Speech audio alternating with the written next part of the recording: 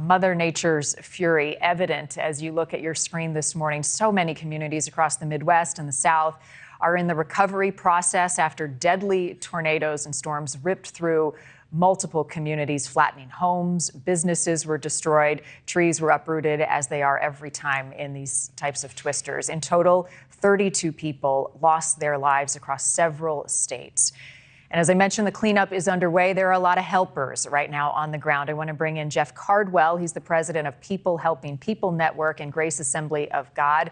An EF2 tornado hit Whiteland, Indiana over the weekend, and that is where we find Jeff. Thank you for giving us some time. I am drawn to the devastation behind you and the cleanup efforts underway. Just describe for me where you are.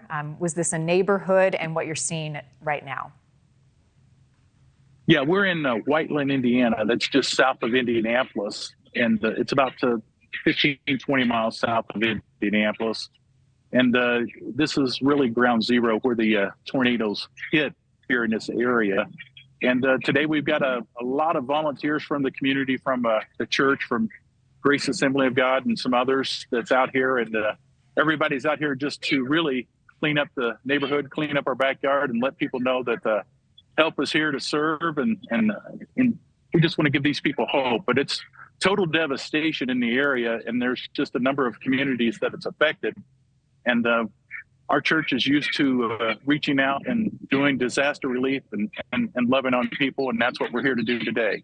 Yep, as I mentioned, you guys are the helpers. You're the first on the ground, and you're offering the assistance and support that is so needed.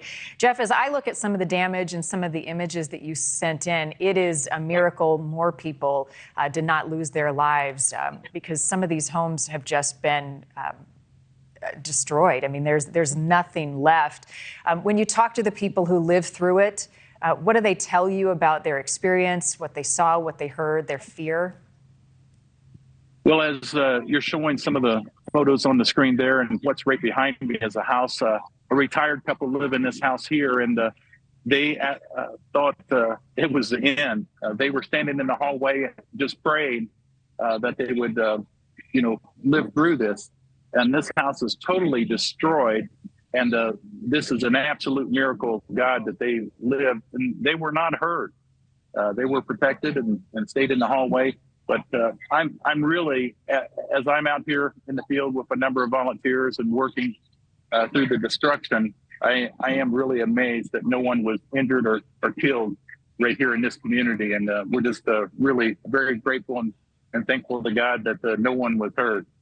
Yeah, no, faith is such a big component right now as the recovery efforts continue. What's the greatest need in that community as we look at all that damage and now the threat of even more severe weather on the way?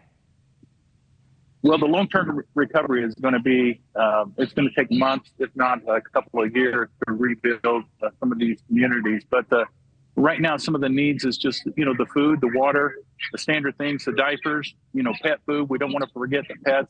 A lot of these people have been misplaced, and we're going to have to take care of them for some time until we can get them back into permanent housing. So the basic needs, cleanup, we're going to need volunteers for a long time. So we're going to need volunteers out on the ground helping just to clean up the debris and clean up these neighborhoods. Where are those displaced right now, Jeff, staying? Fortunately, there's a number of them that have relatives in the area that they're staying, but there's been some other shelters that's been set up and in the community. But right now, we're fortunate that a lot of them have been put up in with family. There is so much technology, Jeff, that has been developed to give people a longer warning before these storms hit. For people in that community in Indiana, how much of a warning did they say they had before this twister was above them? Well, I actually live in the area myself, and alerts and warnings were terrific. I mean, we have a terrific first responding team around here, but from the fire department and from those around, the warning times was excellent. I was getting alarms. I was actually on a mission trip with some students serving in El Salvador, flying home, and got caught up in this bad weather. But I was getting the alarms on my phone when it was occurring, and I was talking to my wife on the phone as the tornadoes were coming through the area, and she was in our basement.